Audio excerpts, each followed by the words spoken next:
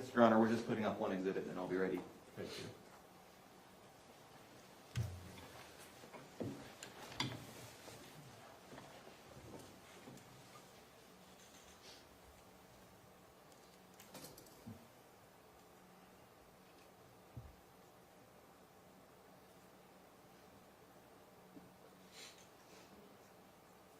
You plugged in?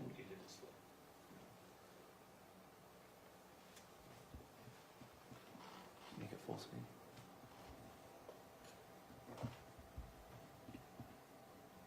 That works. That works. Thank you. So this is Matthew Restelli. It's pretty obvious what he's doing in this photo. It's a wedding photo.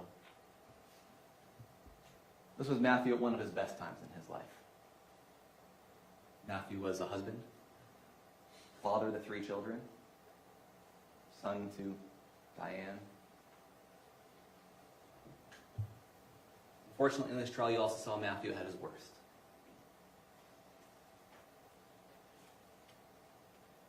But what Matthew was at his worst is what earned him the nickname Olaf. The talkative, friendly, yet obnoxious snowman from a Disney movie. No one feared Matthew, not really.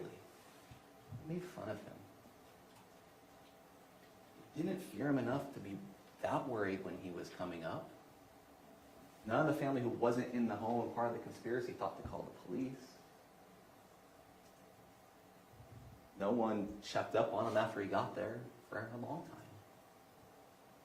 So why is it that Matthew Restelli ended up dead?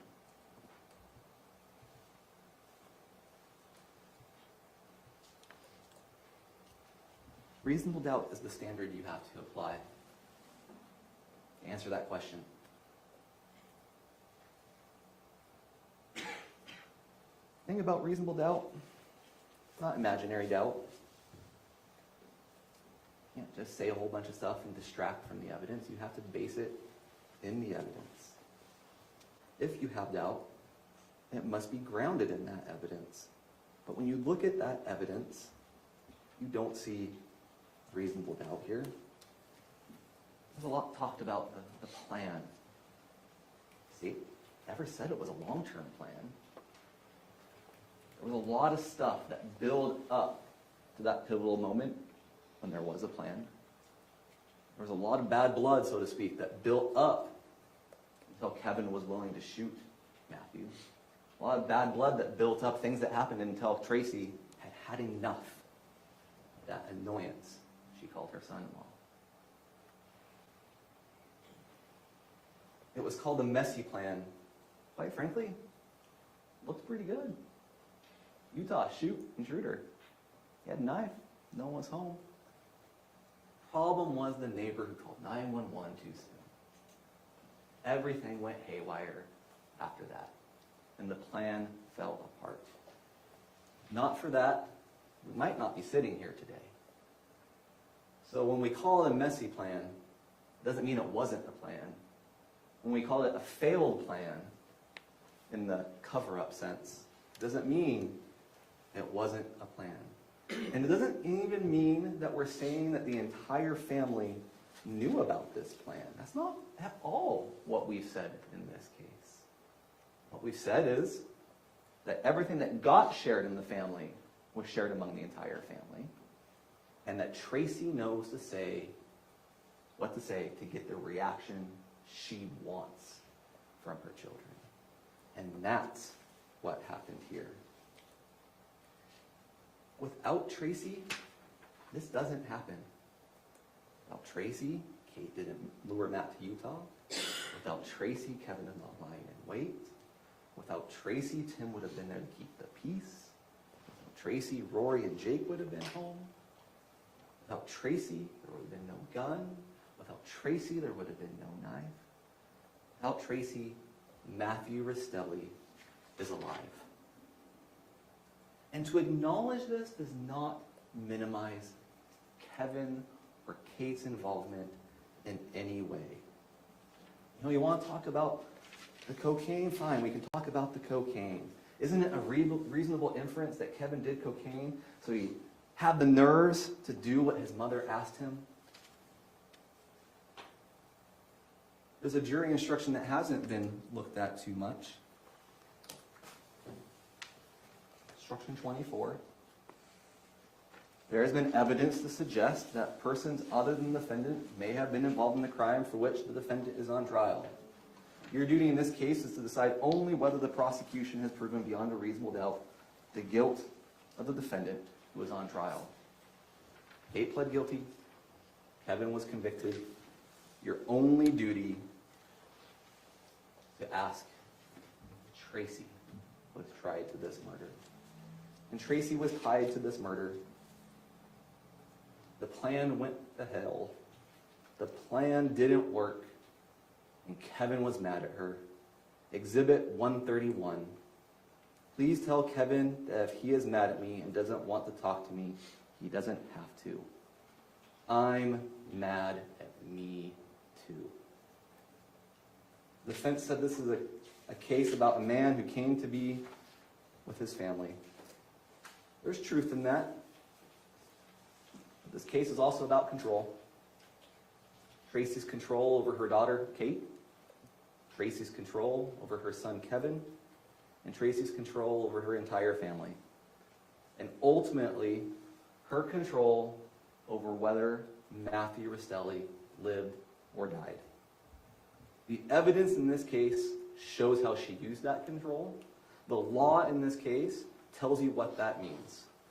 And your verdict should reflect both. Thank you. Thank you, Mr. Pomeroy.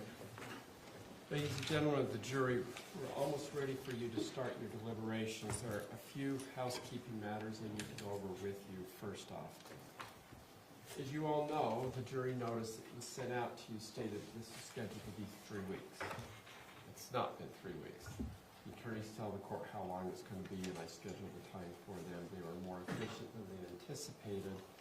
But because we had a 3-week trial scheduled, it's not uncommon. In fact, it's prudent for us to select what are called alternate jurors. Indeed, about 2 months ago, I had another multi-week jury trial scheduled, and partway through that trial, we lost a juror.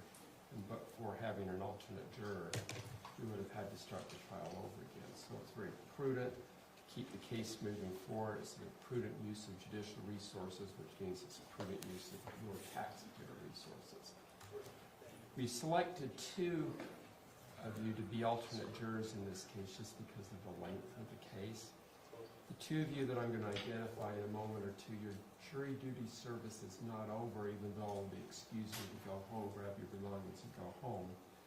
Because the jury is still working, there still is, although probably remote, there still is an opportunity or a chance that one of them may have an emergency at home. Say, I have 5 kids.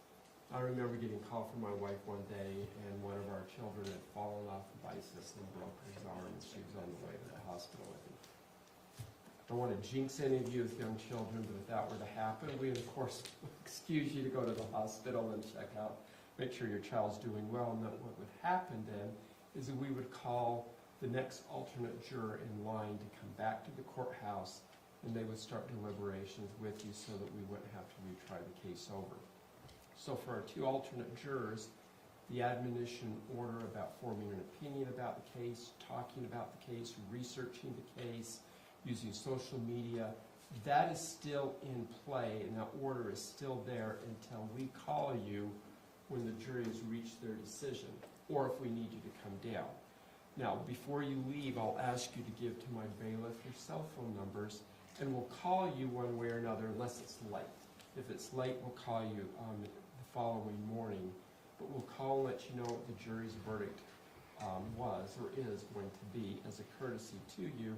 And once you receive that phone call, then my order to the 2 alternates, or 1 if we need to bring you in, or none if we bring you all in, will go away at that point. And then you'll have the freedom to talk about the case, do research, or just move along and not even think about the case anymore. But the 2 alternate jurors that were selected randomly, this isn't something I do or the attorneys do, it's the computer system that does it, is juror number 40, Mr. Ballard. Could you raise your hand? and juror number 41, Ms. Bitten. You can raise your hand. So you two are our alternates. Please make sure that you give to my bailiff your phone numbers and with your names, of course. We'll call you if we need you, or we'll call you, as I mentioned, once we have a final verdict. Please take my order about not talking about this case seriously. And please also do not feel like your time is wasted, that you just spent 7 days doing nothing and now you're going back and wondering what that was all about. If you think about how many days we've spent and how many witnesses you've seen, and you've seen how much time and energy the attorneys have put into this, it's extremely complex and expensive proposition to try a case. If we had to do it again, it would be several months out before my calendar would accommodate this length of the trial, and because of judicial resources and taxpayer resources, we try and be efficient in that time frame. So your service was valuable, is valuable. The advantage is that you don't have to complete the jury deliberations, and more importantly, you're done for state jury selection for the next 2-3 years in Utah County. However, if you move out of the county, the clock starts all over again and you can be selected. So if you move up to Salt Lake or down to Juab, you get that notice, you start all over again. Of course, federal court is a separate sovereign, and they can call you in regardless of your service. If you have a justice court in your city, you may be called in for that justice court. With that in mind, that is the process.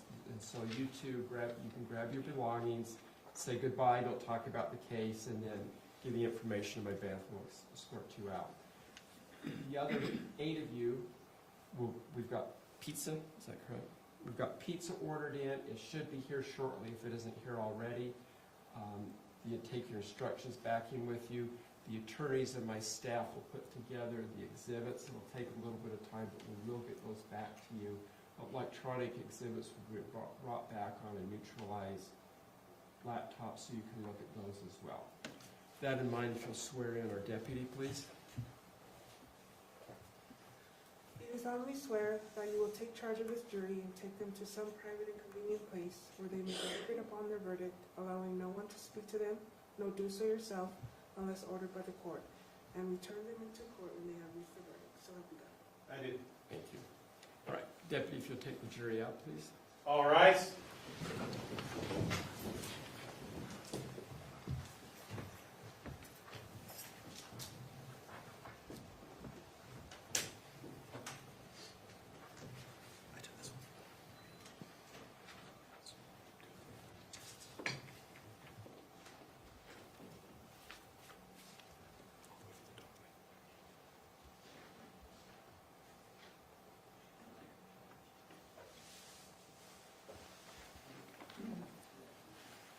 Please be seated.